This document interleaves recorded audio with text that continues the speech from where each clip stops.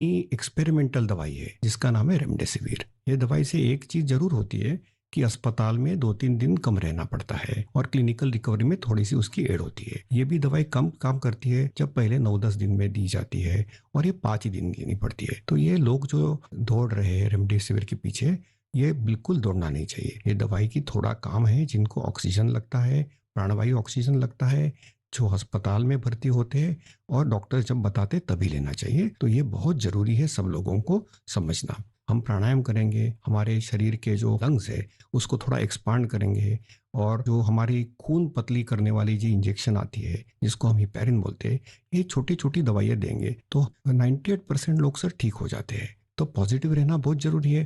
Treatment protocol वैद्य के सलाह से लेना बहुत जरूरी है। और ये जो महंगी महंगी दवाई है उसके पीछे दौड़ने की कोई जरूरत नहीं है सर। अपने पास अच्छे इलाज चालू है, प्राणवायु ऑक्सीजन है, वेंटिलेटर की भी सुविधा है, सब कुछ है सर। और कभी कभी ये दवाई यदि मिल जाती है तो योग्य लोगों में ही देनी चाहिए। तो इसके लिए बहुत भ्रम पैदा हुआ है और इसलिए ये स्पष्टीकरण देना चाहता हूँ सर कि अपने पास वर्ल्ड की सबसे बेस्ट ट्रीटमेंट अवेलेबल है। आप देखेंगे कि भारत में सबसे अच्छा रिकवरी रेट है। आप यदि कंपेयर करेंगे यूरोप के लिए, अमेरिका, वहीं से भी हमारे यहाँ के ट्रीटमेंट प्रोटोकॉल से मरीज ठीक हो रहे हैं सर। डॉक्टर शशांक, आपका बहुत बहुत धन्यवाद। डॉक्टर शशांक ने जो जानकारियां हमें दी वो बहुत जरूरी है और हम सबके काम आएगी। साथियों, मैं आप सबसे आग्रह करता हूं, आपको अगर कोई भी जानकारी चाहिए हो, कोई और आशंका हो, तो सही सोर्स से ही जानकारी लें। आपके जो फैमिली डॉक्टर हो, आसपास के जो डॉक्टर्स हो, आप उनसे फोन से संपर्क करके सलाह लीजिए। मैं देख रहा हूं कि हमारे बहुत से डॉक्टर खुद भी ये जिम्मेदारी उठा रहे हैं। कई डॉक्टर्स सोशल मीडिया के जरिए लोगों को जानकारी दे रहे हैं, फोन पर, व्हाट्सएप पर भी काउंसलिंग कर रहे हैं। कई हॉस्पिटल की वेबसाइटें हैं जहां जानकारियां भी उपलब्ध हैं और वहां आप डॉक्टर से परामर्श भी ले सकते हैं। ये बहुत सराहनीय है। मेरे साथ श्रीनगर से डॉक्टर नावीद नजीर शाह जुड़ रहे हैं। डॉक्टर नावीद श्रीनगर के गवर्नमेंट मेडिकल कॉलेज में प्रोफेसर हैं।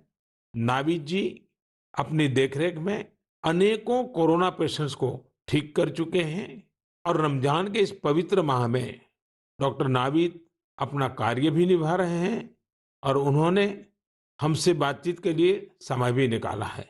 आइए उन्हीं से बात करते हैं। नावीद जी, नमस्कार। नमस्कार सर। डॉक्टर नावीद, मन की बात के हमारे श्रोताओं ने इस मुश्किल समय में पैनिक मैनेजमेंट का सवाल उठाया है। आप अपने अनुभव से उन्हें क्या जवाब देंगे?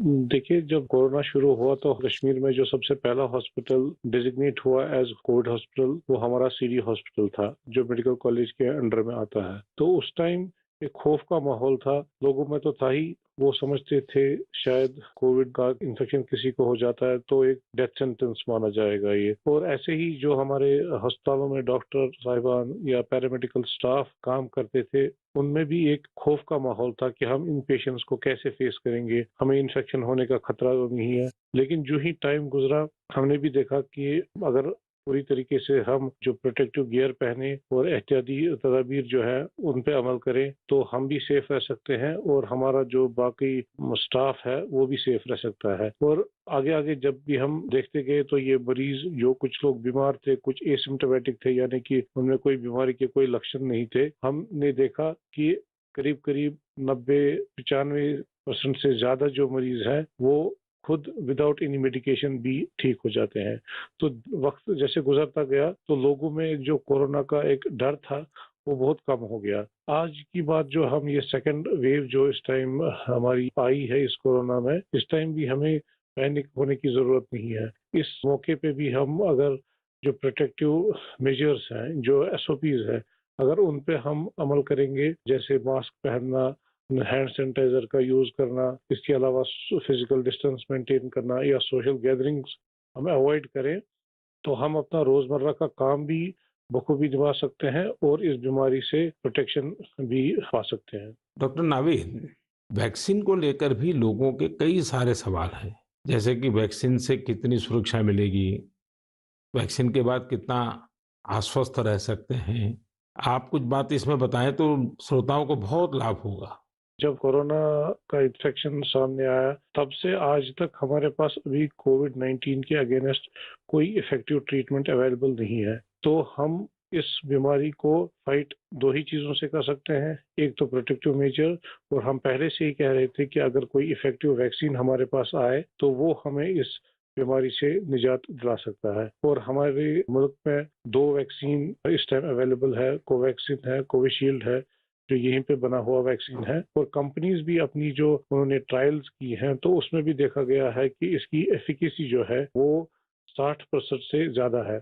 अगर हम जम्मू कश्मीर की बात करें, हमारी यूटी में अभी तक 15 से 16 लाख तक लोगों ने अभी ये वैक्सीन लगाया है। हाँ, सोशल मीडिया में काफी इसके जो मिसकंसेप्शन या मिथ्स इसमें आए थे कि ये साइड इफेक्ट्स हैं। अभी तक हमारी जो भी यहाँ पे वैक्सीन लगे हैं कोई साइड इफेक्ट उनमें नहीं पाया गया है। सिर्फ जो आम हर किसी वैक्सीन के साथ एसोसिएटेड होता है, किसी को बुखार आना, पूरे बदन में दर्द, या लोकल साइट जहाँ पे इंजेक्शन लगता है वहाँ पे पेन होना, ऐसे ही साइड इफेक्ट्स हमने हर मरीज में देखे हैं। तो कोई ग्रॉस हमने कोई एडवर्स इफेक्ट नहीं देखा है।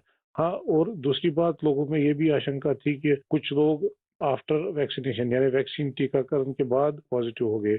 इसमें कंपनी से ही गाइडलाइन है कि उसमें अगर किसी को टीका लगा है उसके बाद उसको इन्फेक्शन हो सकता है, वो पॉजिटिव हो सकता है, लेकिन जो बीमारी की सीवियरिटी है यानी बीमारी की शिद्दत जो है उन मरीजों में उतनी नहीं होगी। यानी कि वो पॉजिटिव हो सकते हैं लेकिन जो बीमारी है वो एक जानलेवा बीमारी उनमें साबित नहीं हो सकती है। इसलिए जो भी ये मिसकंसेप्शंस हैं वैक्सीन के बारे में वो हमें दिमाग से निकालने चाहिए। और जिसकी बारी आई, क्योंकि 1 मई से हमारा पूरे मुल्क में जो भी 18 साल से ज्यादा की उम्र के हैं उनको वैक्सीन लगाने का कार्यक्रम शुरू होगा, तो लोगों से अपील